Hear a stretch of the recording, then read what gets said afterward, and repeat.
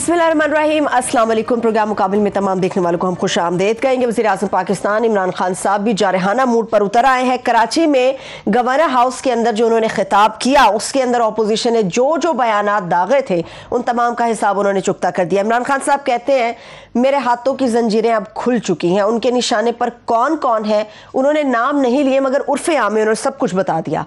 पाकिस्तान की पूरी सियासत इस वक्त हिमायत, मुखालफत और बगावत के गिर्द घूम रही है। आने वाले चंद दिन किसके लिए क्या लेकर आ रहे हैं, हारून साहब का तजिया हासिल करेंगे। इसके साथ साथ इंटरनेशनल पॉलिटिक्स के ऊपर भी बात करेंगे। खासतौर पर रूस और यूक्रेन के दरमियान जो तनाज़ा चल रहा है वो किस तरह से मुतासिर मजीद अभी करेगा, इसके ऊपर बात करेंगे। हारून साहब, सबसे पहले खान साहब ने जंजीरें कहा है पता नहीं तोड़ दी हैं, खोलनी है, आज़ाद पंछी हो गए अब वो।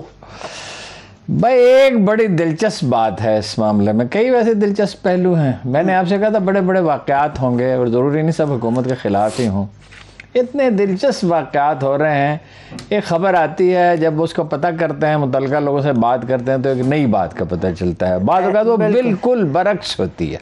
मतलब मैं आपको ताज़ा तरीन ख़बर सुनाइए। यानी ख़बर ये चल रही है कि चौधरी साहब ने माजरत की उनसे, अपना जरदारी साहब से, कि 25 तारीख को हम वहाँ नहीं जा सके। शहजाद साहब ने? हाँ, अच्छा, ये खबर चल रही है। तो मैंने पूछा, मतलब जो साहब साथ गए थे या जो मामला से पूरी तरह वाकिफ हैं, उन्होंने तरदीद भी कर दिया। खबर ये निकली कि जरदारी साहब ने कहा कि मैंने नून लीग से कहा है और बाकी एलाइज से भी कहा है, मौलाना फजलुर रहमान से भी, पंजाब की चीफ मिनिस्ट्री के लिए हमारे उम्मीदवार परवेज इलाही हैं और मैं इस पे स्टैंड लिए हुए खड़ा हूं। यानी बिल्कुल ही उलट। अच्छा, आज गए वो चौधरी साहबान के गिर्द हमारे कुछ जानने वाले हैं जो उनसे मिलते जुलते रहते हैं। बाज़ औक़ात तो बराह रास्त भी उनसे बात होती रहती। अलीम खान ग्रुप के लोग मिलने के लिए गए चौधरी परवेज इलाही साहब से। मैंने पूछा भाई अलीम खान ग्रुप के लोग मिलने के लिए गए, उनका कौन सा अलीम खान ग्रुप? हाँ। मैंने कहा क्या मतलब है? ग्रुप के लोग आए, खबरें चली, सारा दिन चलती रही। उन्होंने कहा जब वो आए उन्होंने कहा हमारा ताल्लुक जहांगीर तरीन ग्रुप से है। ऑन ही नहीं कर रहे अलीम खान साहब को वो? भला अलीम खान साहब उनके साथ ही हैं। अच्छा, ग्रुप जो है वो जहांगीर तरीन का है। अलीम खान साहब ने बड़ा काम किया, मदद की। अलीम खान साहब जो है ना, उनके अंदर बाज़ ज़ाती सिफ़ात ज़बरदस्त हैं। मसलन आपको पता है जिस जेल में वो रहे, वो आज भी करोड़ों रुपए माहवार उसको भेजते हैं, करोड़ों रुपए, ताकि हर आदमी अच्छा खाना खाए, कूलर हो, सर्दियों में हीटर हो, डॉक्टर हो, होम्योपैथिक भी हो, वो भी हो, हर्बल मेडिसिन भी हो, अंग्रेजी हो, उसकी दवाइयों के पैसे भी देते हैं। वो उनके लोगों से ताल्लुकात बड़े अच्छे हैं। But leader is the Jahangir तरीन, ठीक है ना। हम कहते हैं जहांगीर तरीन अलीम खान ग्रुप, तो जहांगीर तरीन ग्रुप ही है, ये नहीं है। आप अलीम खान का वेटेज कम नहीं कर सकते। लेकिन अलीम खान साहब को उन्होंने कहा this is what they said, मतलब यार है वो एक अलीम खान में ये बस है कि बेदरेक पैसा खर्च करता है। अच्छा, ये तो लोग समझे ना सियासत के लिए करता है। मैं ऐसे बहुत से सियासतदानों को जानता हूँ नाम लिए बगैर, जो सियासत में बहुत रुपया खर्च करते हैं बेदरेक, लेकिन ज़रूरतमंदों के लिए नहीं करते। मेरा ज़ाती तजुर्बा ये है कि हफ्ते या इतवार के शाम को अगर कोई ऐसा वाक़या हो जाए कि कोई आदमी ज़ख्मी हो जाए, कोई हादसा हो जाए, कहीं से पैसे न मिल रहे हो, तो आप अलीम खान को फ़ोन करो। अच्छा, ठीक है जी। ये मेरा तजुर्बा है कि एक सेकेंडरी की रिलक्टेंस के बगैर वो मदद। मैं जेल का आपको था करोड़ों रुपए मंथली, सालाना नहीं, मैं कह रहा आसान नहीं है बिल्कुल। तो वो उनका वेटेज तो है बहुत खराब उनका चैनल। लेकिन ग्रुप तो हारून साहब अलीम खान साहब को अच्छा, ये भी एक खबर दी जा रही है सोशल मीडिया पर, वो उन्होंने बीबीसी ने खबर दी कि इमरान खान रिफ्यूज टू सी अलीम खान। जब वो रिहा गए, वो उसको वजीर बनाया था, रिफ्यूज टू सी की। और कितनी मुलाकातों की रुदात मुझे पता है। मसलन एक मुलाकात की रुदात तो खान साहब ने मुझे सुनाई उस दिन। अच्छा, और अलीम खान साहब से भी राब्ता कभी ना कभी मुलाकात हो जाती थी जब फुर्सत होती थी, तो कई मुलाकातों की। और वो डाके ठहरते अलीम खान के पास थे, यानी इलेक्शन से पहले तो सेट किया जा अच्छा, वो ये था कि भाई अलीम खान साहब को ये कलक तो था कि भाई मैं गिरफ्तार हो गया। और मुझे अच्छी तरह याद है इमरान खान ने क्या कहा था, मुझे रिलायबल सोर्सेज ने बताया था कि बैलेंस करने के लिए अलीम खान को बेचारे को पकड़ लिया। वो जो एक सूबाई वजीर थे और भी वो मियाँ वाली का क्या नाम था उनको भी पकड़ लिया था। तो ये ताल्लुकात की नोयत क्या है। अब देखो ना, BBC पे खबर चल रही है कि वो मुलाकात करना चाहते थे, वो उनको फ़ोन नहीं सुनते थे। वो हमें मुलाकातों की मैं आपको रुदात बता सकता हूँ, एक एक चीज़ की। तो ये जो खबरें जो है ना, ये अजीब हैं। तो अभी लंदन क्या करने गए हैं ये बताएं। लंदन जहांगीर तरीन साहब से मिलने के लिए गए, और किस लिए गए? प्रोपेगेंडा तो कुछ, जैसे आपने BBC की बात की, प्रोपेगेंडा तो कुछ और चल रहा है कि नवाज शरीफ से मिलेंगे। आपने तो ये क्यास है ना। अब ये क्या सही है गलत है मैं नहीं कह सकता, मेरे पास इस पर कोई मालूमात नहीं है कि वो उनसे मिलेंगे या नहीं मिलेंगे। लेकिन बहरहाल उनके दौर में अलीम खान ने तकलीफ़ें उठाई, दुख उठाए, माली नुकसान किया, खान साहब का साथ दिया। अब उनके पास क्या लेने के लिए जाएंगे? लेकिन हारून साहब ये भी तो बात है ना कि अलीम तरीन खान ग्रुप अलीम खान नाराज है इमरान खान से। This is very very simple. Aleem Khan नाराज है इमरान खान से, ठीक है। तरीन ग्रुप भी अलीम खान साहब, लेकिन वो नवाज शरीफ के साथ जाएंगे तो उन्हें क्या फायदा होगा? उनका फायदा इसमें नहीं है।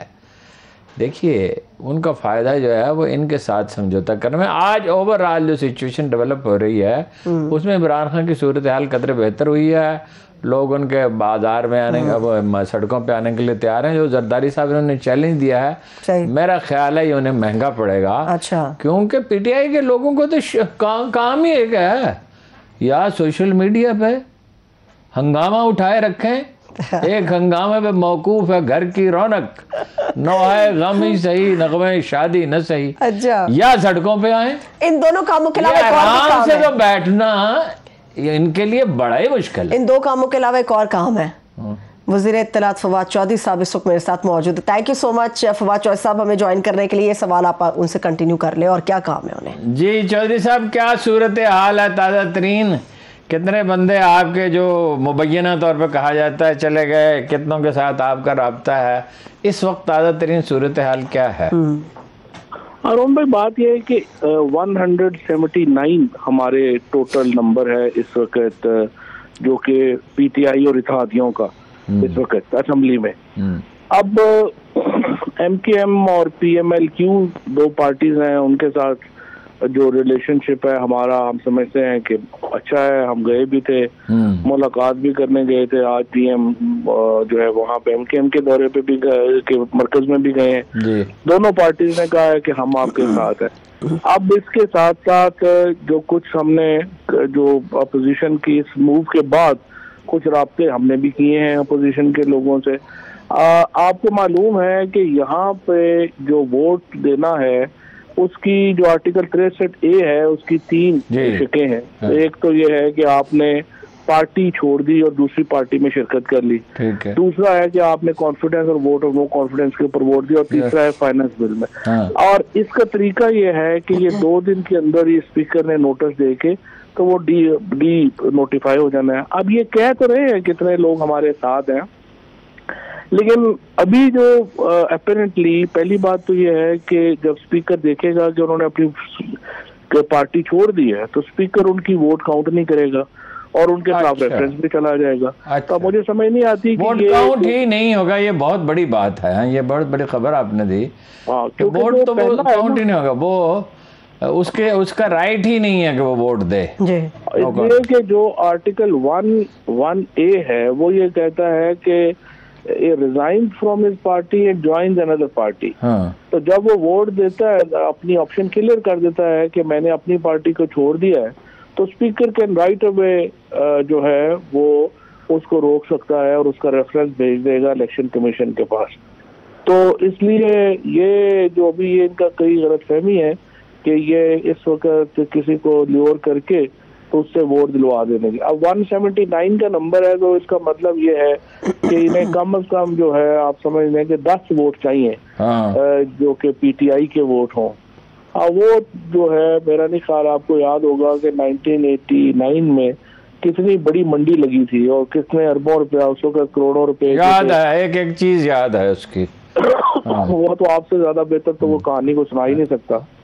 और फिर ये लेके गए थे और छंगा मांगा सियासत एक पूरी नई टर्म ही इजाद हो गई थी 88 में। तो और ये अब यहाँ पे एक और भी इम्पोर्टेंट बात ये है कि ये जो अपना लोग हैं ये अपोजिशन में पेश करने हैं। अब हुकूमत ने नहीं पेश करने, हमारे लोग जो है वो बेशक बाहर जाएं, वो घरों से ना निकले, वो कुछ ना करें, उसका असर नहीं पड़ेगा। असर ये है कि ये 172 लोग ला सकते हैं या नहीं ला सकते, ये उनके ऊपर। अच्छा सर, ये तो बिल्कुल बात आपने वाज़ेह कर दी। बात यह है कि वहाँ पे वो अमर खान ने कहा कि इस मसले पे तो बात ही नहीं हुई और हमारे ऑप्शन ओपन है। चौधरी परवेज इलाही साहब से भी मैंने पूछा था, जब मिले थे तो वो कहते थे बात नहीं की, बल्कि बैठते उन्होंने कहा, आप शायद साथ थे, कि उन्होंने कहा कि वो आपकी जो मुलाकातें हुई हैं दूसरे लोगों से उसके बारे में पूछा। तो कि ये खान साहब कुछ शाइनेस है तबीयत में, या ये है कि उन्हें एतमाद है? वैसे तो मुझे मालूम है, कल मैंने रब्ता किया था MKM के ज़राए से और चौधरी साहब से, तो वो कहते हैं हम सॉलिडली साथ खड़े हैं, इसमें कोई डाउट नहीं होना चाहिए। लेकिन ये आमिर खान ने ये बात क्यों कही? क्या ऑप्शंस खुले? देखिए, एक थोड़ा सा मैं आपको ये भी बताऊं, अपना हारून साहब के जो असेंबली के अंदर पार्टी होती है और असेंबली के बाहर पार्टी है ना, उसमें भी एक अपनी एक पॉलिटिक्स जो है वो थोड़ी सारी चलती रहती है। ठीक है। वज़ीर आज़म को आप ज़रा मेरे से कहीं ज़्यादा बेहतर जानते हैं, वो इतने डायरेक्ट किस्म के या बिल्कुल ही वो नहीं करते सवाल किसी की, वो इस तरह ही PM को इतने ज्यादा, और वो को बहुत ज्यादा आपको पता है पॉलिटिकल निटी ग्रिटी में पढ़ते भी नहीं, वो बोर हो जाते हैं। तो अच्छा, आप अपने लोगों को हमसे बेहतर जानते हैं, कतई कलाम माफ। ये 10 करोड़ रुपए की जो रिश्वत ऑफर की जा रही है, वजीर आजम ने कहा, हमारे सोर्सेज भी कहते हैं 10 से 20, इस पे अभी 20 करोड़ तक, सॉरी, तो ये इस पे कोई टेम्प्ट होने वाला है? हमने आमतौर पे ये देखा है, नकद पैसे तो नहीं लेते लोग, गए गुजरे लोग भी बहुत देर तो 2 ख़वातीन को एक अपना क्लियर, उन्होंने तो आके वज़ीर आज़म ही को बता दिया कि ये हमें ऑफर जो है वो हुई है, तो उन्होंने जो है वो इस तरह जो है वो बात कही है। लेकिन इशू ये है कि मैं फिर ये समझता हूँ कि अगर आप पैसे दे भी देंगे तो वोट तो हम नहीं डालने देंगे, वोट कैसे डालेंगे? और ठीक है, PM ने तो कहा है फिर के पैसे ले लें, पैसे क्यों करें, कौन से लाल के पैसे इनके, किसी अच्छे काम में लगा दें, अपना काम में लगा दें, लंगर खोल दें जी। और अभी मैं आपको हारून साहब एक और भी मैं बात करना चाहता हूँ, आगे हम बैठे थे 2-3 मिनट से, देखिए आप देखें जो पैट्रियट बनी थी मुशर्रफ साहब के दौर में, बड़े बड़े कादावर लोग उसमें गए थे, जमाना बदल गया, देखिए उन लोगों की सियासत खत्म हो गई उसके बाद। और उसमें नौरेज शकूर, सिकंदर साहब, अपना साहिवाल के सिकंदर इकबाल, ये सारे लोग जो गए उनकी सियासत ही खत्म हो गई उसके बाद। ये जो लोग इस वक्त इमरान खान को छोड़ेंगे, उन्हें बड़ा, ये को वो दौर तो नहीं रहा जब मीडिया नहीं था, हाँ, अब ये सारे लोग जो है उसके बाद आप देखें इनकी कमर टूट गई, सियासत में उठ ही नहीं सके। ये जो लोग भी इस वक्त इमरान खान को छोड़ के जाएंगे, वो सियासी तौर के ऊपर उनकी नस्लें भी सियासत नहीं कर सकेंगी। लेकिन आज आपके 4 आदमियों ने वोट दे दिया निसार खोड़ो को वहाँ। वो सिंध के हालात जो है वो और है, सिंध में MPs ने जो है वो गए हैं 3-4, उन्होंने निसार खोड़ो को जो है वोट जो है वो दिए हैं। उससे पहले जब हुआ था मामला तो उस वक्त भी जो है वो उन्होंने उनके साथ मिल गए थे, लेकिन वो हार्ड कोर उस तरह के PTI के लोग नहीं है। और जो लोग इस तरह से उस वक्त एक रैली में आए हैं। अच्छा, फिर मैं आपको एक और बात भी याद कराऊँ, ये भी आपसे बेहतर कोई एनालाइज नहीं कर सकता, ये कई लोग जो कह रहे हैं ना, ये मुस्लिम लीग नून के टिकट के चक्कर में चले जाएंगे। PTI का टिकट 2018 में बहुत बड़ा टिकट था। आप देखें, आप जरा जायजा लें, जिन जिन लोगों ने नून लीग छोड़ के 3 महीने पहले 4 महीने पहले PTI में शामिल हुए, वो सारे लोगों की जमानतें भी जब्त हो गई। अच्छा, दिस इज वेरी कोई बंदा जो है इस वक्त पाकिस्तान की सियासत में पॉलिटिकल लॉयल्टीज को इतनी अपरेंटली जो सामने चेंज हो रही है उसके ऊपर वो पसंद नहीं करता, और ना ही वो होगा। तो ये इस वक्त लोगों की गलतफहमी है कि वो इस तरह से पॉलिटिक्स कर लेंगे या कर लेंगे। और फिर इमरान खान के बारे में ये भी कुछ लोगों को गलतफहमी है कि वो नवाज शरीफ से ज्यादा अनपॉपुलर तो नहीं हुए।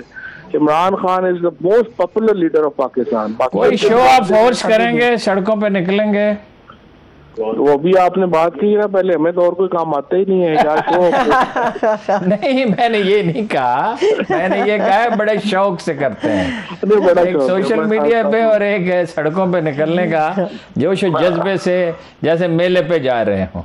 ये भी आपने देखा है ना मेलसी का जलसा, और इससे पहले आपने देखा मैंने मंडी का, और अपना कल का जो है वो इनका भी लॉन्ग मार्च भी देख लें। जो पंजाब में जब दाखिल हुआ तो क्या हुआ और जितना सरकारी पैसा इसमें खर्च हुआ, NFC अवार्ड सारे का सारा तो इनके लॉन्ग मार्चेस में लग जाता है। बहुत शुक्रिया सर बदली, बड़ी इंपॉर्टेंट गुफ्तगू हो रही है, लेकिन ये है कि फिर इंशाल्लाह किसी दिन तफसील के साथ आप और सब टेक्निकल पॉइंट बहुत बड़ा रेस किया उन्होंने कि नहीं, खबर देखिए ना, इससे बड़ी तो कोई ब्रेकिंग न्यूज नहीं हो सकती इस मौसम में। पिछले कई महीनों में इससे बड़ी खबर नहीं आई कि वो कहते हैं वोट काउंट ही नहीं होगा। बहुत बड़ा तो अगर वो चले गए और स्पीकर कहता है ये वोट काउंट नहीं होता, अब तक ये कहा जा रहा था कि ये वोट काउंट होगा, मगर स्पीकर ने फैसला करना ना, इसके बाद जाएगा अदालत में। फर्ज कीजिए ऐसे कुछ लोग हैं जो इसके बावजूद उधर चले जाते हैं, ये जानने के बावजूद कि हमारा वोट तो स्पीकर ने काउंट ही नहीं करना, इसके बाद जाएगा मामला अदालत में। ठीक है, यानी मामला अब तूल पकड़ेगा, होना कुछ भी नहीं है, सिर्फ दावे हैं और इमरान खान साहब पे दबाव डालने की कोशिश है। यही वो पॉइंट्स है जिसकी वजह से इमरान खान साहब काफी ज्यादा पूरा जो सवाल आपको करना चाहिए था नहीं किया, मुझे भी बाद में ख्याल है कि चौधरी परवेज इलाही अगर वजीर आला होंगे पीपल्स पार्टी के सपोर्ट से, तो ज़ाहिर है फिर नून लीग की सपोर्ट भी शामिल होगी डेफिनेटली। फिर 1.5 साल के लिए होंगे, तो इसका मतलब है जरदारी साहब अपने पौने मुआना मौक़िफ़ पे वापस चले गए कि 1.5 साल एक इंटरिम गवर्नमेंट होगी अगर वो इसमें कामयाब हो जाते हैं। जी। एक दिलचस्प सवाल और मेरे जहन में आया, क्या अगर जहांगीर तरीन ग्रुप के साथ अंडरस्टैंडिंग हो चुकी है, अलीम खान साहब भी कुछ लोगों को ले गए या उन्होंने कोऑर्डिनेट किया, तो नो कॉन्फिडेंस तो पहले पंजाब में पेश होनी चाहिए। वहाँ तो 40 की अगर तादाद है और उसकी अंडरस्टैंडिंग हो चुकी है, तो नो कॉन्फिडेंस तो पहले पंजाब असेंबली में तो फिर क्विकली पास हो सकती है। तो धूल मट्टी उड़ा रही है ना ऑपोजिशन फिर हारून साहब इन बातों से, इन सवालात से। और भाई सवाल मौजूद है, पता नहीं चलता। पता है वैसे किसी ने आज बड़ी काम की बात की, पता उस वक्त चलेगा जब वोटों की गिनती हो रही होगी, जब असेंबली का इजलास हो रहा, उससे पहले कोई चीज़ प्रिडिक्ट नहीं की जा सकती। और ये भी अब लोग कहने लगे हैं, जो कल मैंने कहा था, ये कैसे मुमकिन है कि इस्टेब्लिशमेंट खामोश रहे, बिल्कुल लाताल्लुक रहे और मुल्क को अनारकी के हवाले कर दे। यानी ये तो ठीक है कि वो किसी की हमायत ना करे, मुखालफत ना करे, ऐसे यही इस्टेब्लिशमेंट से हमेशा यही मुतालबा किया जाता है, वो दखल ना दे। लेकिन ये कैसे मुमकिन है कि ख़रीदो फरोख्त हो रही हो, मंडियाँ लगी हुई हों और मुल्क अनारकी की तरफ जा रहा हो और बदअमनी फैल रही हो, हाँ। और वो लाताल्लुक रहे। लाताल्लुक तो नहीं रह सकती, करेगी क्या ये मैं नहीं कर सकती। ठीक है, अब दोबारा से हम कराची के हवाले से बात शुरू करते हैं, आगे बढ़ते हैं। हारून साहब, कराची का जो विजिट उसमें ये इशारा है कि उन्होंने किया है, अगर मैं सही समझा हूँ, आमिर खान साहब अपनी बोली बोलते हैं, अरकान असेंबली की नहीं,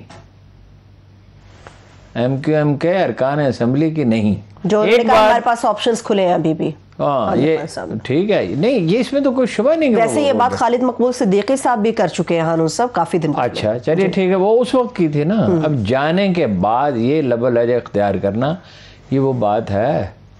वो ये कह रहे हैं, असल में इसमें मैसेज ये है, खान साहब मेरे साथ भी बात कर रहे हैं, मैं बड़ा लीडर हूँ, काफी इन्फ्लुएंस करते हैं वैसे, ठीक है ना। वैसे तो आफाक अहमद भी जाए। हाँ। एक बात मैं आपको बता दूं, कराची को खो दिया पीपल्स पार्टी ने, यानी PTI के भी लोगों से मुतमईन नहीं है, क्योंकि वहाँ कराची में कल्चर डेवलप किया MQM ने 25 साल में कि वो उनके MNA और MPA दफ्तरों में बैठते थे, 90 में बैठते थे, हर जगह बैठते थे, हर रोज़ लोग अपने मसाइल लेके आते। वो थाने से मुतल्लक है, कचहरी से मुतल्लक है, बिल्डिंग कंट्रोल अथॉरिटी से मुतल्लक है, किसी चीज से मुतल्लक है, किसी भी बल्दिया से मुतल्लक है, वाटर बोर्ड से मुतल्लक है, और वो वहाँ जाते थे और वो उनके लिए टेलीफोन करते थे या रुक्का लिख के देते थे या उनके साथ कोई आदमी भेजते थे। इस कल्चर के ये तो बाबू लोग हैं, ये तो इस कल्चर के लोग नहीं हैं। सही। और ये मिलते घुलते नहीं हैं उस तरह से जैसे होना चाहिए इन लोगों को। नहीं, वो देखिए जब कल्चर एक बन जाता है ना किसी इलाके का। मैंने एक दफ़ा एक आदमी से पूछा था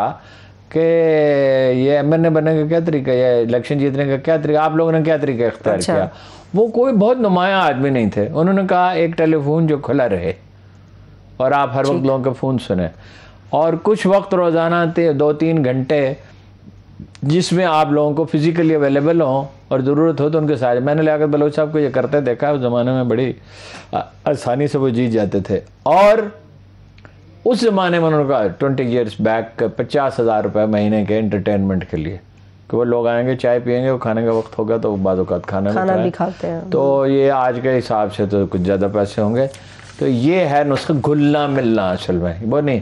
लेकिन पीपल्स पार्टी ने खो दिया, जमात इस्लामी ने गेन किया है, MQM ने शायद उससे ज़्यादा गेन किया है। अच्छा। उसको वोटर उसकी तरफ पलटेगा। ठीक है। और पीपल्स पार्टी को कुछ मिलने वाला नहीं है, इसलिए कि 95% टैक्स कराची सिटी से लेके तो वो खर्च वो होता है दही सिंध पे, और दही सिंध में क्या खर्च होता है, खा लिया जाता है। सही। और मुलाजमतें उन्हें दी नहीं जाती, पब्लिक सर्विस कमीशन तबाह कर दिया, और वो जाली सर्टिफिकेट पे उनको भी पता होता है ये जाली हैं। और मतलब ये कराची का रहने वाला जो असल में रहने वाला है उसे नौकरी नहीं मिलती, डोमिसाइल नकली डोमिसाइल बल्दियाती अदारों को इख्तियारात देने के लिए तैयार नहीं है। सही है। आज मुस्तफा कमाल ने ये कहा कि 10,000 रुपए तो आपको मिले ना 13 साल 13.5 साल हो गए, तो उसमें से कराची पे कितने खर्च किए? पैसे कराची देता है, कराची पे खर्च नहीं होते। और दही सिंध के साथ ये कोई नवाजिश नहीं कर रहे कि यानी जाली सर्टिफिकेट, तालीमी मेयार कम, उनका तालीमी मेयार बेहतर बनाए, वो इस काबिल हों कि वो डिफीट करें। वो भी उतने ही इंटेलिजेंट है ना, जो कराची में पैदा होता है या आदमी खैरपुर में पैदा होता है या किसी गांव में पैदा होता है। गांव के लोग ज़्यादा टफ होते हैं, ज़्यादा मेहनत कर सकते हैं। तो ये कोई क्या नवाजिश है? और पैसे तो 35% तो पहले ही खा लिया जाता है जब कोई मनसूबा बनता है। तो ये कि इससे यहाँ आए हैं इस हुकूमत को बदलने के लिए कि ये इनकॉम्पिटेंट, हाँ ये इनकॉम्पिटेंट है, ठीक है बेसिकली। लेकिन आपने सिंध में किया क्या है? आप कूड़ा नहीं उठाते, आप पानी नहीं दे सकते, आप सफाई नहीं कर सकते, आप पब्लिक ट्रांसपोर्ट का बंदोबस्त नहीं कर सकते, और ये कहते हैं पंजाब इसका जिम्मेदार है। पंजाब कैसे जिम्मेदार है? सारी गवर्नेंस तो आपकी है, 18वीं तरमीम के बाद सब कुछ तो आपके पास है। सही, बिल्कुल सही बात है। पैसे आपके पास आते हैं, आप ठीक खर्च करते हैं। समंदर को आपने बर्बाद कर दिया, बगैर गंदगी से पानी उसमें डाल रहे हैं उसको, ठीक है, बुरे हालात है। बेसिकली नुक्ता ये कराची के मुस्तकबिल का। हारून साहब, मुत्तहिदा कौमी मूवमेंट के साथ मुलाकात के बाद इमरान खान साहब ने जो कदम उठाया, उन्होंने MQM का एक जोनल दफ्तर खोल दिया। मेरा एक सवाल है हैदराबाद का दफ्तर जी, मेरा एक सवाल है, बहुत सारे लोगों के ज़हन में ये सवाल है, क्या पुरानी तर्ज पे MQM दोबारा से उठ के खड़ी हो जाएगी अगर इसी तरह से उनके बंद ऑफिस खोले जाएंगे, या यकीन दहानियां होंगी? देखिए MQM को एक हर तंजीम की एक नोयत होती है। MQM जो है वो अल्ताफ हुसैन आल एंड आल थे। चांद में उनकी तस्वीर नजर आती थी, आपको पता है ना, कहते चांद को देखो उसमें तस्वीर नजर आती। दरख्तों के पत्तों पे भी उनकी तस्वीर थी, है जी। वो कहते थे मंजिल नहीं लीडर चाहिए। अजीब बात है, मंजिल चाहिए होती है, लीडर तो चाहिए होता है। नहीं, लीडर तो होता ही है और उसकी अहमियत भी होती है, तो मंजिल की तरफ जाना होता है ना। आखिरी पड़ाव तो आपका मंजिल है। नहीं, मंजिल ही है, असल में तो मंजिल ही है। सही ठीक है, बिल्कुल। तो वो अपना जो है ना, वो अब ये जो MNA है ना, MPA है, ये अलग थे, सियासत अलग, वो कंट्रोल करते थे। और जो हिटमैन उसको कहते हैं अंग्रेजी में, गोली मारने वाले, वो अलग थे। बत्ता लेने वाले, चंदा जमा करने वाले, वो जो उनके थे क्या सर्कल क्या उसको कहते थे, वो जो इलाके बांटे हुए थे, वो अपने इलाके के वो इंचार्ज थे। यानी जिन लोगों का राह से राब्ता था, राब्ता तो बराह रास्त उसी का था, बानी का ही था जी। तो वो अपना वो गोलियां चलाने वाले और थे, हड़तालें कराने वाले, गोलियां चलाने वाले, भत्ता वसूल करने वाले, ये वो MQM नहीं है। यानी जो ये तो बात करते हैं कराची के, ये ठीक है कि उसके खिलाफ उठे नहीं, इनमें किसी में इतनी अखलाकी जरूरत नहीं थी कि उस तरह। दूसरी बात यह है कि जिन लोगों की जो मुसल्ले अफराद की तरबियत हुई थी वो इंडिया में हुई थी, पूना से लेके मुंबई तक बैंक थे, वो कैंप थे। और ये तो बैंक मैंने कहा था बिलावल भुट्टो वाली बात कर रहे थे। अच्छा, तो वो अपना फिर उन्होंने दादू की पार्टी में GSM के कुछ लोगों को तरबियत दी थी जी। वो टेररिस्ट अलग थे, ये अलग थे, इनमें इतनी अखलाक की जरूरत नहीं थी कि उसके खड़े हो जाते। उसमें एक आदमी खड़ा हुआ था, सल्यूट टू हिम, मुस्तफा कमाल। वो छोड़ के चला गया, उस सेनेट की रुकनीत भी उसकी गई और उसने अपनी जान भी खतरे में डाली, और फिर वो वापस उन्हीं हालात में जब कभी उनका गलबा था वो वापस आया। ठीक है, जमात इस्लामी ने बहुत अच्छा काम किया है, बल्दियाती इदारों के इख्तियारात के लिए बहुत डट के मेहनत की है। अभी कुछ मुलाकातें भी वो कर रहे हैं, अभी इन्होंने भी की, मुस्तफा कमाल ने भी की है, मेहनत की है, MQM वाले भी लगे। कराची शहर में इत्तफाक राय हो गया कि जी बल्दियाती अदारों के इख्तियारात मिलने चाहिए, और ये वो जद्दोजहद जारी रखेंगे। जद्दोजहद तो अल्लाह ताला का भी किसी की मेहनत रायगा नहीं करता। बिल्कुल ऐसा। अब फिर आते हैं जो मुलाकातें हुई हैं उनके ऊपर आते हैं, और कुछ वज़ीर-ए-आज़म इमरान खान साहब के लबो लहजे और अपोजिशन के ऊपर भी बात करते हैं। हमारे साथ रहिए। ब्रेक के बाद एक बार फिर से प्रोग्राम में हम आपको खुशामदीद कहेंगे। टीजर था हारून साहब हमारा कि सियासी मुलाकातों पर भी मजीद बात करनी है। सिराजुल हक साहब ने भी शहबाज शरीफ साहब से मुलाकात कर डाली है। हाँ, वो पार्टी में वैसे राय मुख्तलिफ लोगों के मुख्तलिफ। दो लोगों ने मुझसे कहा कि हम गैर जानबदार रहेंगे। सिराजुल हक साहब ने इशारा दिया है, तकरीबन वाज़ेह है कि अगर नए इलेक्शन होते हैं जी तो हम अपना एक वोट है अब्दुल चतराली साहब का, वो दे सकते हैं। लेकिन जमात इस्लामी को क्या इससे हासिल होगा? ये वो अगर उम्मीद लगा कर बैठे हैं कराची में तो कुछ हासिल कर सकते हैं, चतराल की सीट दोबारा जीत सकते हैं शायद, और एक दो सीटें और ले लेंगे। लेकिन ये जो मुल्क की कीमत पे नहीं सोचना चाहिए। अफरा तफरी फैलेगी, एनार्की फैलेगी। इलेक्शन अगर मैं तो ये कहता हूँ सब पार्टियों में अगर इत्तफाक राय हो जाए, चंद माह पहले करा लें जी, ठीक है, इलेक्शन रिफॉर्म्स कराएं, जोर इस पे होना चाहिए, इलेक्शन बिल्कुल फेयर एंड फ्री होंगे, मुदाखलत नहीं होगी।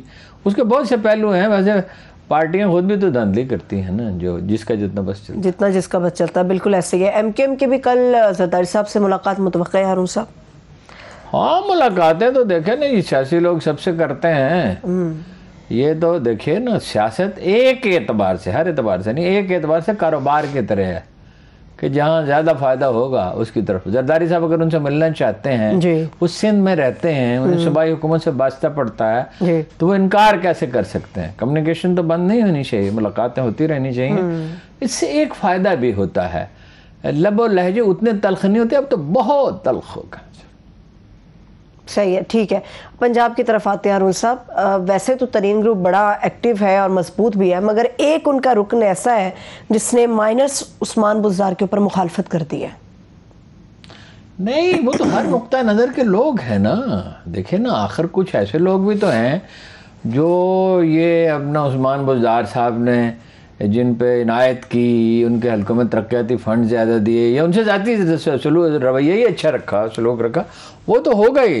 लेकिन वंस इफ़ सिचुएशन डेवलप्स जिसमें इमरान खान ये फैसला कर लेते हैं कि नया चीफ मिनिस्टर चाहिए, तो हाँ, इन लोगों से बात कर लेंगे, वो ये प्रॉब्लम नहीं होगा। चाहिए, ठीक है। अभी बहुत से गैर मुतवक्को वाक़यात होंगे। यानी आपको एक चीज़ सामने नज़र आ रही होगी, जैसे जनाब अली करमल्ला वजह ने हज़रत उमर फ़ारूक आज़म से कहा था कि जब वो जंग नहावंद में ख़ुद कमान करने का फ़ैसला किया बजाय जनाब खालिद बिन वलीद के, तो उन्होंने कहा था जंग एक खंडोला है, ये कभी ऊपर जाता नीचे। इलेक्शन कैंपेन, नो कॉन्फिडेंस, उससे भी ज़्यादा एक पेचीदा सूरत हाल होती है और उसमें बड़ा हिजान होता है।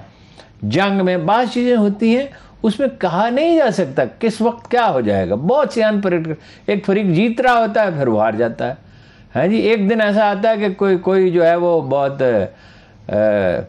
बुलंदी पे नज़र आता है, उसे कहते हैं चढ़तल। हाँ जी, चढ़तल। अच्छा, ये बड़ा अच्छा लफ्ज़ है वैसे। चढ़तल पे हैं, यानी चढ़ाई पे हैं, यानी बेहतरी की तरफ जा रहे हैं, कामयाबी और फतह की तरफ जा रहे हैं। अच्छा, तो ये अपना जो है प्रेडिक्टेबल नहीं होती सूरत हाल, और बहुत अजीब वाक़यात होंगे। लोग इधर से उधर जाएंगे, इधर से उधर जाएंगे, एक आदमी एक दिन कुछ कहेगा, दूसरे दिन कुछ कहेगा। वो जो ज़्यादा दाना लोग हैं जो जमकर बैठे रहते हैं जी, वही है। एक बड़ी दिलचस्प बात उन्होंने कही, इस पर तहकीक करनी चाहिए। फवाद साहब ने कहा कि जो लोग नून से PTI में आए थे वो हार गए।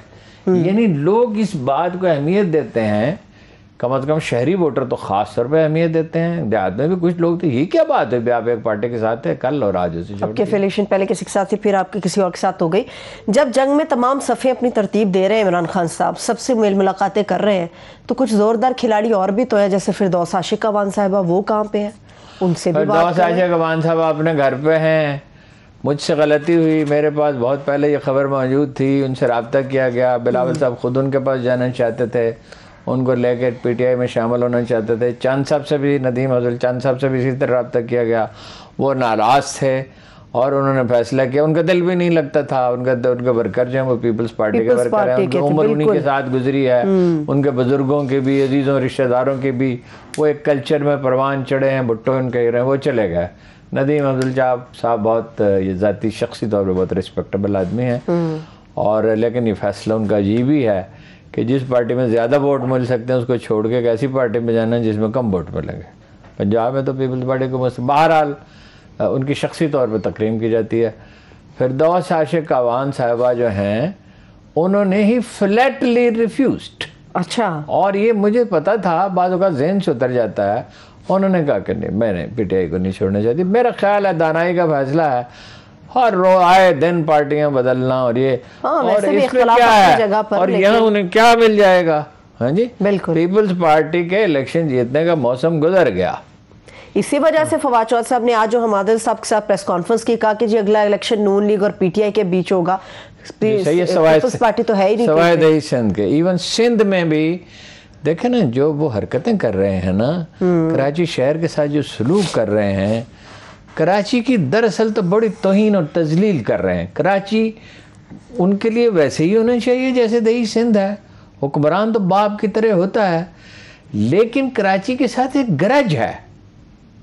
अब वो जो ठीक है, वो इमरान खान साहब का लबलाजा तो ठीक नहीं, उनका उर्दू ज़बान सीख लें, इसमें क्या बुराई है उर्दू ज़बान से। वैसे और बात उन रिमार्क्स उन्होंने ठीक नहीं दी है, सुना दूं तो वो सुना देंगे। यानी क्या है कराची के साथ कद, कराची कोई सौतेली औलाद है, कराची कमा के देता है आपको, इंडस्ट्री है, एक्सपोर्ट का इन्हिसार उस पर है, पाकिस्तान का बेहतरीन टैलेंट कराची में। उसके बावजूद कराची के साथ वो सलूक नहीं होता जिसके जैसे कोई कद होती है, कोई नफरत। इसका मतलब ये नहीं है कि दही सिंध को ऊपर ना उठाए, दही सिंध में इंडस्ट्री लगाई जाए, तालीम बेहतर बनाई जाए, टेक्निकल अदारे कायम किए जाए, असातिज़ा की बेहतरीन तरबियत की जाए। हाँ। वो पीछे रह गए, उन्हें ऊपर उठाना चाहिए। दही सिंध, दही जो अंदरून बलूचिस्तान है, वो बहुत पीछे रह गए।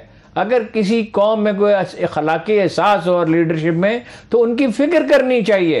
ये नहीं है कि आप दही सिंध को नजरअंदाज कर दें, लेकिन ये जाली से वो बना के, और फिर ये है कि कोई उर्दू बोलता है या पंजाबी बोलता है या सिंधी या बलोची या कोइस्तानी या खवार जबान बोलता है, ये जो अपना बोलते हैं अपना चतराल वाले, कोई किसी भी ज़बान से इससे क्या ताल्लुक है। वो इक्वल सिटीजन है, उसके वही हुकूक हैं, और आप एक वसत नजर होनी चाहिए। उन्होंने सिंधी पार्टी बना दिया वहां अंदरून। अब कहते हैं सिंध हुकूक मार्च, जितना अरसा सिंध में ये जुलूस चलता रहा, सिंध हुकूक मार्च के कौन से हुकूक हैं जो उसे नहीं मिल रहे, और जो हुकूक आपने गजब किए हैं, बिल्कुल थर के आपने गजब किए हैं, कराची के आपने गजब किए हैं, बल्दियाती इदारों के आपने गजब, और इल्जाम आप विफाक पर लगा देते हैं। जरा पंजाब हुकूमत को मुदाखलत करती है। हारून साहब अपना बोझ किसी के ऊपर तो डालना ना, वो पंजाब के ऊपर डाल देते हैं, विफाक पे डाल देते हैं। लबो लहजे की बात ही ऑपोजिशन पे तो हम बात करते ही हैं। वज़ीर आज़म इमरान खान साहब भी वज़ीर आज़म कम और ऑपोजिशन के लीडर ज्यादा लगे। जरा प्रोड्यूसर साहब सुनाए कि इमरान खान साहब की जुबान क्या थी, लबो लहजा क्या था, मगर इसके साथ साथ बिलावल भुट्टो ज़रदारी का भी हम सुनाएंगे कि दोनों तरफ पे बराबर की चोट है। हमने 20 रुपए पेट्रोल और फजलुर रहमान को कम किया। पाकिस्तान में पेट्रोल और फजलुर रहमान दुबई से ज्यादा सस्ता है। मौलाना फजलुर रहमान दुबई से भी ज्यादा सस्ता है। हारून साहब वो कभी किसी को बूट पाशिया कह देते हैं, हमारे उनके एक मुश्तरका दोस्त हैं खान साहब के, नाम नहीं मैं लूंगा क्योंकि वो चाहे वो खामोश अपना अमन पसंद शहरी हैं जो रात को 8:30 बजे आपके तला क्लियर से सो जाते हैं और दिन के सुबह के 2-2:30 बजे उठ जाते हैं। उन्होंने एक दफ़ा खान साहब से कहा, ये बात है जी एग्जैक्टली 11 साल पहले की, 10.5-11 साल पहले, तो खान साहब ये नौजवानों वाले आपके तेवर हैं और आप एक पॉलिटिकल पार्टी के सरबराह हैं, यू आर 56। मैं 56 नहीं हूँ, मैं 38 हूँ। उनका 38 कैसे हैं, आप 56 हैं। अच्छा। उनका मशीन जो उम्र बताती है, कोई मशीन होती होगी जिसपे वो फिजिकल फिटनेस की बुनियाद पर हो, तो वो 38 तो मैं 38। अच्छा। वो हमारे भाई जावेद हाशमी साहब भी, उनसे मैं कहता आप सारी उम्र जो है नौजवान ही रहेंगे, तालिब इल्म लीडर ही रहेंगे। वो खान साहब में ये मसला है, कल भी मैंने अर्ज़ किया था, अल्फाज के इंतखाब में मोहतात नहीं, ये उनके शायान शान नहीं है कि इस तरह और रेडिकूल करने से। देखिए माशरे में फसाद कैसे पैदा होता है, घर में कैसे पैदा होता है। पहले होती है शिकायत पैदा, वो रफ़ा न की जाए, ग़ीबत शुरू हो जाती है, ग़ीबत जारी रहती है, तो फिर उसमें वो अनाथ की शक्ल में ढलती है, फिर जत्थेदारी हो जाती है, फिर एक दूसरे को तबाह करने की ख्वाहिश पैदा होती है। तो इसको शुरू में रोकना चाहिए। ज़ुबान जो है, जब आप कहते हैं रियासत मदीना और इय्या का नाबुदु इय्या का नस्तईन, तो आपकी ज़ुबान शाइस्ता होनी चाहिए, ठीक है। सही। रसूलुल्लाह सल्लल्लाहु अलैहि वसल्लम ने जिन चीज़ों पर सबसे ज़्यादा जोर दिया है, हम सब इसमें कोताही करते हैं, लेकिन रुक भी जाना चाहिए, कोई हद भी होनी चाहिए, और कोशिश करते रहना चाहिए अपनी इस्लाह की, कि वो हुस्न अखलाक, वो कहते हैं मैं ज़मानत देता हूँ उस आदमी की जन्नत की, ये मफ़हूम है उनके इरशाद का, जो हुस्न अखलाक से नरमी से पेश आता है। तो वो खान साहब भी करते हैं, और बिलावल साहब क्या करते रहे? बिलावल साहब का वो मैंने प्रोड्यूसर साहब से कहा है, बिलावल साहब का भी जरा सुना देते हैं। जरा प्रोड्यूसर साहब सुनाइए, बिलावल भुट्टो जरदारी कौन सी जुबान इस्तेमाल करते हैं? अगर आप में गैरत है, अगर आप में हिम्मत है, तो असेंबली तोड़ो, बुज़दिलो। शादी हुकूमत, इसकी हद तक पुतली हुकूमत को हम खत्म कर दें। ये तो बुज़दिल है आपका वज़ीर आज़म। हम कठपुतली से टकराएंगे, हम कठपुतली को भगाएंगे। वो जरा वो जनजालक के मज़ार वाला भी वो भी सुना देते हैं। ब्रेक से वापस आके हारून साहब उसके ऊपर जाते हैं, एक छोटी सी ब्रेक, वापस आके कंटिन्यू करेंगे। Stay with us. Welcome back. Haroon साहब, मुल्क के वज़ीर ख़ज़ाना शौकत तरीन साहब कहते हैं इस्लामाबाद में प्रेस कॉन्फ्रेंस करके इमरान खान साहब ने जो जलसे में यूरोपीय यूनियन के बारे में कहा, नहीं कहना चाहिए था। देखिए, वज़ीर ख़ज़ाना जो है ना, ये उनका मिजाज है, इसमें दोनों को दाद देनी चाहिए कि इमरान खान साहब इसको गवारा करते हैं, कोई दूसरा नवाज शरीफ या जरदारी साहब या उनसे पहले के हुक्मरानों में से कोई भी ये गवारा न करता। इस पे इनकी अखलाक की ज़रूरत को भी दाद देनी चाहिए, उनकी राय है, आप उसको कहें दुरुस्त है, आप उसको कहें ना दुरुस्त है। और इमरान खान साहब इसको गवारा करते हैं। ये पहला मौका नहीं है कि वज़ीर ख़ज़ाना ने, उन्होंने माजी की बाद पॉलिसियों पर नुक्ताचीनी की, लेकिन इस नुक्ताचीनी में कोई ये नहीं है लीडरशिप के ख़िलाफ़, यानी उससे गुरेज नहीं है, नफ़रत का तो खैर सवाल ही क्या, या उसको चैलेंज करना या उनकी विजडम को चैलेंज करना। ये राय, ये बहुत से लोगों की राय है। मैंने भी कल अर्ज़ किया था कि ये कहते हैं कि जो मुल्क का मफाद में होगा वो करेंगे, इतनी सख्त ज़ुबान इस्तेमाल करने की ज़रूरत नहीं। ठीक है, मरियम नवाज साहिबा ने एक बात की है, सुनो जी। वो कहती हैं, गमे आशिकी, गमे कुर्सी तेरा शुक्रिया, हम कहाँ कहाँ से गुजर गए। ये खान साहब के लिए उन्होंने कहा। मिसरा है, गमे आशिकी तेरा शुक्रिया। मैं सही बोल रही थी, उन्होंने कहा गमे कुर्सी तेरा शुक्रिया। इससे बेहतर ये है, और ये एक ऐसे आदमी का शेर है जिसको लोग बतौर शायर के जानते ही नहीं, जनाब सुलेमान नदवी गालिबन, जहाँ तक मुझे याद है। कहाँ कहाँ मुझे ले गया है मक्तल में, वो एक कतरा खून जो रगे गुलू में है। तो इस पे कोई तबसरा मैं नहीं करता, कर देना। ये क्या तबसरा है? इक़्तिदार के भूखों की जंग है जिसे कोई अवाम से ताल्लुक, कोई किसी को फिक्र नहीं है। पुलिस सुधरेगी, FBI ठीक होगी, सिविल सर्विस ठीक होगी, बल्दियाती इदारे ठीक होंगे, खाने की चीज़ें सस्ती होंगी नहीं होंगी, किसी को फिक्र नहीं है। ये इक़्तिदार के लिए लड़ रहे हैं और इनमें इंसानियत कम है और दरिंदगी ज़्यादा है। भाई इस पर क्या तबसरा करें। चलिए, कोई किसी में कोई वकार, कोई ग्रेस, कोई शाइस्तगी, कोई वज़ादारी नाम की कोई चीज़ नहीं, पहले भी नहीं थी, लेकिन हर गुजरते दिन के साथ वहशत बढ़ती चली जाती है। और इक़्तिदार की जो आरज़ू है ये वहशत ही पैदा करती है। सौदा इश्क और है, वहशत कुछ और शय। मजनू का कोई दोस्त फसाना निगार था। क्या बात है, क्या बात है। वो इकबाल ने कहा था, चीज था याद दवाम, सोख्तने ना तमाम। दायमी जिंदगी किस चीज से हासिल होती है? भड़क उठने या बुझने से नहीं, सुलगते रहने से। इस टॉपिक से रिलेटेड एक आखिरी सवाल, लेकिन उससे पहले एजाजुल हक साहब ने आज एक प्रेस कॉन्फ्रेंस की है, वो जो हुआ, प्रोड्यूसर साहब जरा दिखाइए ज़ियाउल हक के मज़ार के हवाले से। 80% गाड़ियां सिंध नंबर प्लेट की आई हुई थी, जिसमें से ज्यादातर चोरी की गाड़ियां थी। हमारे बहुत से वर्कर्स ने इस्लामाबाद में इसकी FIR कटवाने की दरख्वास्त भी दी है, जिसमें आसिफ अली जरदारी और बिलावल भुट्टो का नाम भी दिया। मुझे उम्मीद है कि आसिफ जरदारी और बिलावल भुट्टो दोनों जो हरकत उनके इन शरपसंद अनासर ने की है उसकी माफी मांगेंगे। अगर माफी नहीं, ये तो बिलावल साहब पे सीधा छोड़ दीजिए, आप उसको छोड़ दीजिए, आपके पास वक्त नहीं। देखिए बहुत ही नारवा बात है, बहुत नाशइस्ता बात है। अगर भुट्टो के मज़ार पर जाकर ज़िया-उल-हक जिंदाबाद के नारे लगाए तो इनको कैसे लगेगा? ये वहशियानापन। एक वो मैंने पूछा जलालाबाद का कमांडर से कि वो गफ्फार खान के मज़ार के साथ आप क्या करेंगे? उसने कहा एक मुसलमान की कब्र के साथ क्या सलूक करना चाहिए। क्या अच्छा जवाब उसने दिया। एक मुसलमान की कब्र है, गुजारे ये है कि ये बहुत ही नाशइस्ता हरकत है। ज़िया-उल-हक अपने उनसे बहुत गलतियाँ हुई, ज़िया-उल-हक से ब्लंडर्स किए, प्रेस को वो मुक़य्यद किया, कोड़े मारे गए, लोगों को जेलों में डाला गया, सियासत ख़त्म हो गई, गैर सियासी इंतखाबात कराए, जो भी बहुत सी चीज़ें हैं जिन पे एतराज़ वारद होता है। शख्सी तौर पे वो नहायत आला अखलाक के आदमी थे। लोग कहते हैं वो खुशामद करते थे, वो छोटे बच्चों के साथ भी शफकत से पेश आते थे। अपने हर मुलाकाती के लिए, खा वो एक पीन हो, खा वो मरी रोड का एक वो फ्रेम बनाने वाला था, खा कोई दर्जी हो, खा कोई तंदूरची हो, मैं कितने वाक़यात सुना सकता। इसी तरह बाहर छोड़ने आते थे, खुश अखलाकी से पेश आते थे, ज़ाती ज़िंदगी में नहायत नोबल आदमी थे, तहज्जुद पढ़ते थे, नमाज़ों की पाबंदी करते थे, मस्जिद नबी में और खाना काबा में रोते थे। कोई इंसानियत भी कोई चीज़ है, मरने वालों को तो माफ़ कर दें। सही है, ठीक है। आखिर 6 मिनट है, मगर एक सवाल पूछना चाह रही हूँ। उनका तज्जिया करें, उनकी तनकीद करें, उनकी जो गलती है उस पर बात करें। मगर ये कोई तरीका नहीं। कब्र पे जाके उस किसको सुना रहे थे? वो कब्र में हंस रहा होगा कि वो अल्लाह के नेक बंदा था, शरीफ आदमी था। उसकी सियासत से हम इत्तफाक नहीं करते। ना फौज को इख्तिदार में कभी आने चाहिए, ना जना ज़िया-उल-हक ने जो कुछ किया हम उसकी तारीफ करते हैं। लेकिन ये है वो ज़ाती जिंदगी में 1000 जुल्फ़िकार, 10,000 जुल्फ़िकार अली भुट्टो से बेहतर था, हर जरदारी हर बिलावल से बेहतर था। ये क्या? और कब्रों पे जाके आप गालियां देते हैं। सही है। मुमकिन हो तो मुख्तसर सा तज्जिया दे दे हारून साहब, पाकिस्तान के अंदर अदम इस्तेहकाम इस कदर आसानी से क्यों आता है? उसके तो फिर किसी दिन बात करेंगे, यूक्रेन पर बात करें, तो बहुत ही अहम मसला है।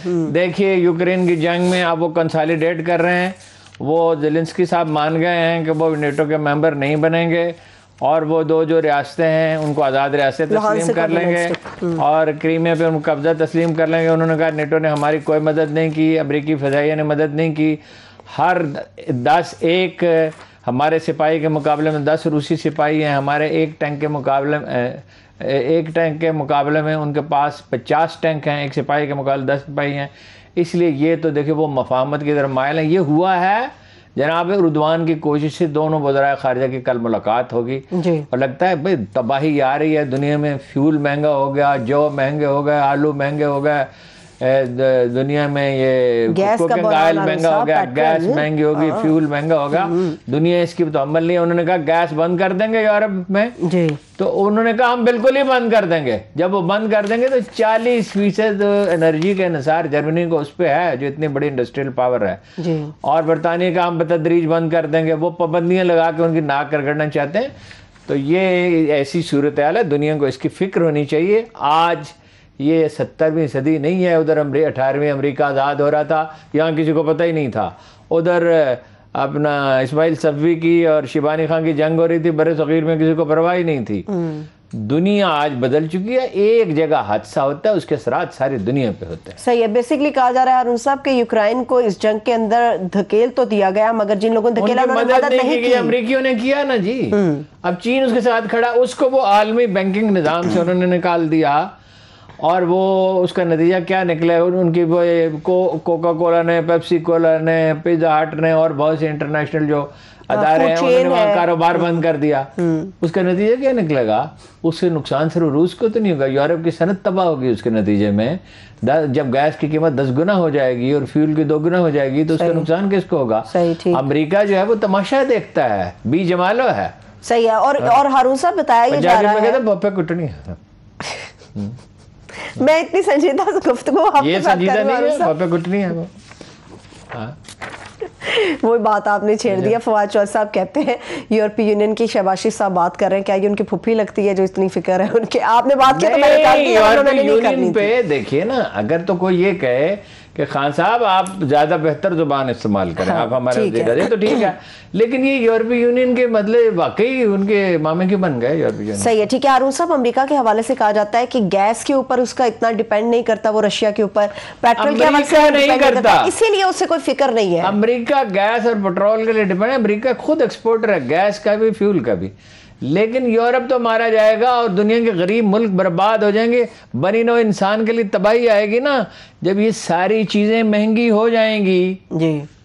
तो आटा भी महंगा होगा, ऑयल भी महंगा होगा, दुनिया भर में चीनी भी महंगी होगी, वो अशियाए जरूरियात, दालें महंगी हो जाएंगी, बाहरी जहाज़ों के किराए बढ़ गए तो गरीब आदमी के लिए जिंदगी दुश्वार करेंगे ना। अमेरिका बहादुर जो है वो दुनिया के लिए जिंदगी दुश्वार कर रहा है, फिर क्या होगा? अल्टरनेटिव करेंसी के बारे में सोचा जाएगा।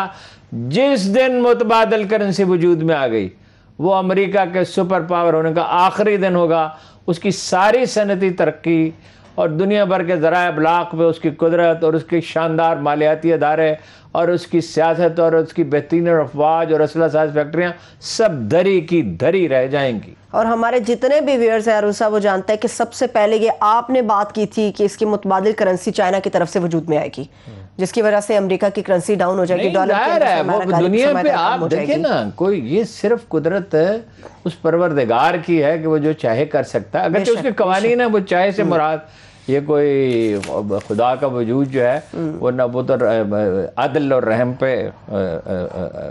मुश्तमिल है, वो कोई मनमानी पे तो नहीं है, बंदों का मेहरबान परवरदिगार।